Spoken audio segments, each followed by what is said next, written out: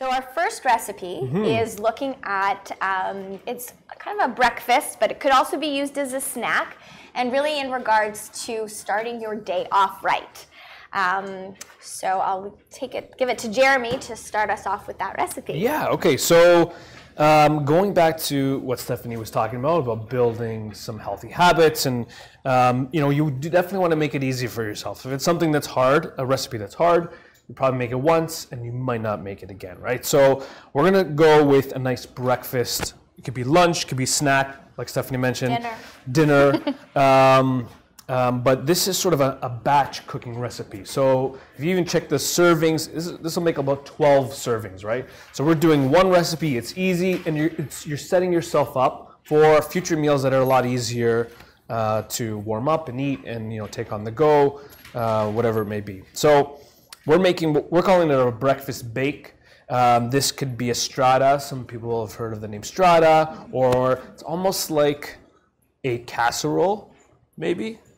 Almost like a frittata meets casserole, and they made this delicious recipe. So what we're starting off with is an entire carton of eggs.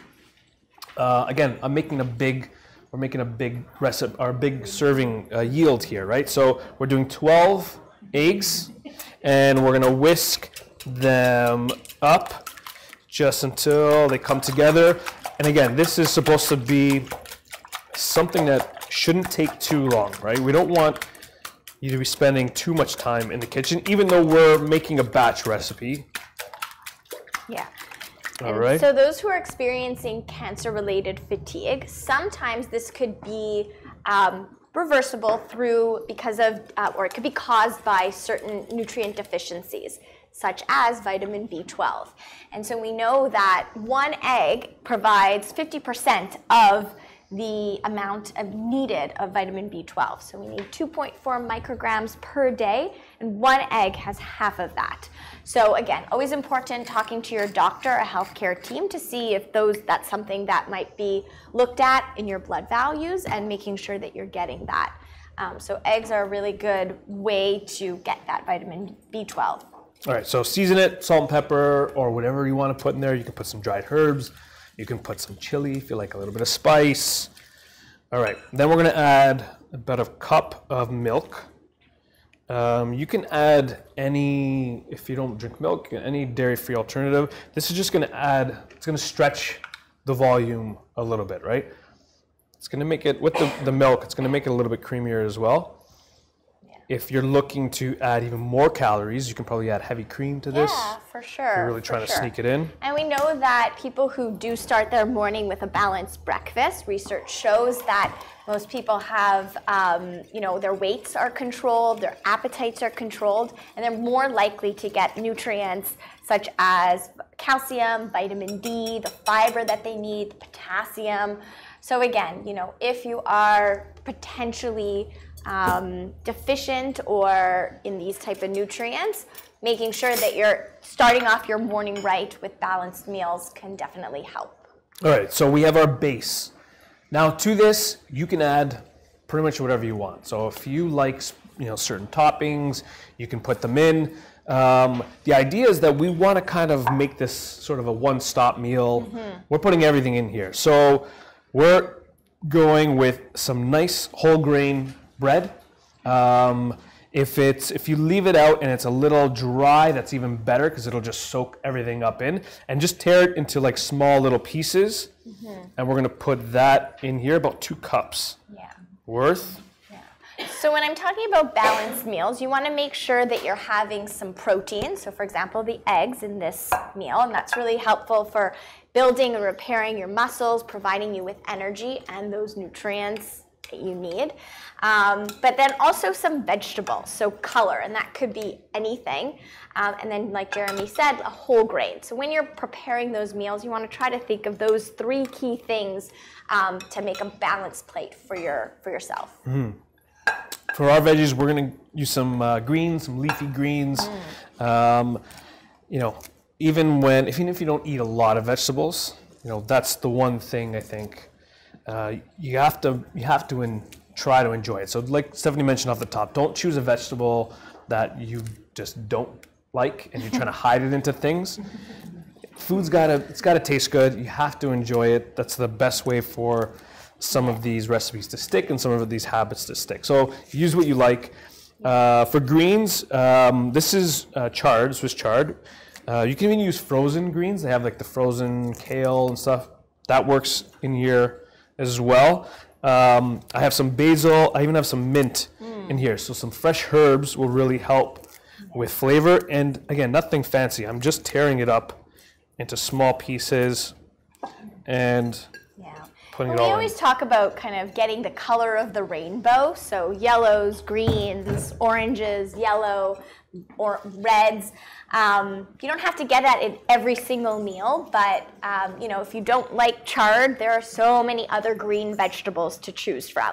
So kind of looking in that kind of a way, because all the different colors represent the different antioxidants, which help protect your cells. So really important to make sure you're getting those colors in throughout the day. Absolutely. So we're making this simple. You can absolutely add more to this, you know, grate a carrot, whatever you want. But that's pretty much the dish with my bread and my veggies inside. Now, we want to bake this. I don't know how many people have tried to bake eggs in a dish and tried to clean it after, but it like really cakes on. It's really difficult to clean. So I'm sure you've seen me do this before. We're using parchment paper, and that's really going to hold the eggs, and it's going to allow it to cook without making it stick, which is going to make our lives a lot easier, right? Now we're going to use just a regular baking dish. I want to get the parchment paper inside, so a little trick is actually to run it under some water and just a little bit, and just kind of crunch it up, and then we'll unravel it again, and this is going to make it a lot easier to tuck into the corners of our baking dish. The other thing that goes along with the cooking, if the cooking is hard, you know, that could be a challenge, that could be a barrier. But if cleanup is hard, then that's also a big barrier, and you're probably not going to want to do that again, right? So make this easy on yourself. So now we have our baking dish. We have it lined with the parchment paper, and then we're going to go in with the eggs, with the pieces of the bread, the Swiss chard, the basil. And again, if you want to throw in other vegetables in there, mushrooms, peppers, you can do that. And like Jeremy said, you could always use frozen. Frozen is just as nutritious as fresh, locks in the nutrients, and so easy because it's already cut, washed, and ready to use. Perfect. So I'm just using a spoon to kind of spread it out. Sometimes all the bread pieces will kind of clump to one area. So you want to just make sure that it's a little bit more evenly distributed across. So that's perfect. And if you want to make it even tastier, you can add a little bit of cheese on top. You don't have to add the cheese. Yeah. And again, for those who want to make every bite count, so really kind of packing in the calories and the protein, cheese is that additional protein that you can be adding in. But if you're finding that you have a lactose intolerance, you can definitely choose a lactose-free version or simply omit it. You don't need the cheese necessarily. I'm making this today, so we're having the cheese. All right, so a little bit of cheese on top. This is goat cheese. Yeah, I like the way it sort of melts throughout there, but you can use anything, cheddar, maybe something sharper, like a little bit of Parmesan on top. A Gruyere, yeah. I love all cheese. So that goes into the oven, and we're baking this 375 for about 20 minutes, just until it sets. Depending on the size of your baking dish, if it's a little thinner, then it's just going to cook a little bit faster. If you're using like a really kind of small one, it'd be a little bit thicker. And obviously you want to cook it a little bit longer. You just want to make sure that it's cooked all the way through. So you can either insert a thermometer into the center, or as long as it's not liquidy anymore, everything is nice and firm, you're good to go. So this goes in the oven. We have a magic oven. Yes. Ready to go. This will take you longer at home. And that's what we're looking for. So a little bit of browning on top with the cheese, really, really tasty. And actually, because this is hot. With the parchment paper, this comes right out. Yeah. So it is ready to cut up and serve. And this baking dish is going to be a lot easier to clean because the egg is not burnt onto the bottom. So and make it a lot easier. And then you just cut it up into squares or serving sizes, right? Yeah, and especially for hectic mornings when you're rushing out of the house.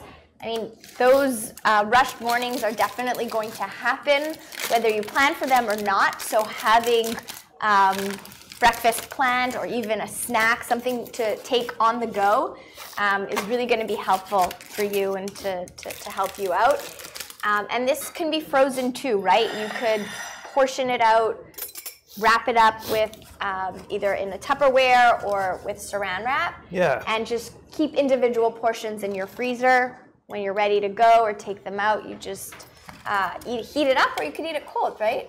Absolutely. This is delicious. Not frozen, maybe. Not frozen cold. No, that would not be enjoyable. But you can kind of sort of see it's almost like a sandwich all in one. So the bread is in there, the egg is in there, everything is ready to go. Going back to the freezing, because this is meant to be a batch recipe. So the best way that I find to freeze this is to pre-cut it into the sizes that you want. Put it onto a dish or any sort of tray that fits into your freezer, and without covering it, freeze it solid for about an hour. Once it's frozen, then wrap them up. I like to wrap them up individually so that I can just kind of take it out as I need, and make sure that it's tight. So a little bit of saran wrap just so it's really tight. The idea is that you want to limit the amount of oxygen that has sort of contact with it. That'll prevent the freezer burn. It'll last a lot longer. You can freeze this for like 3 to 6 months. Not a problem at all. And then when you want to cook it, you can either throw it in the oven or defrost it the night before. Just throw it in the fridge. Throw it in the oven, throw it in the microwave, toaster oven, just until it's nice and steaming in the middle. With leftovers, that's a good rule of thumb is that you do want it to be steaming hot inside the middle. Yeah. Especially but that's about it. For those who are immune compromised, so really making sure that you're reheating leftovers appropriately. Yeah. But that's it. Easy. Right on. A way to start your morning off right.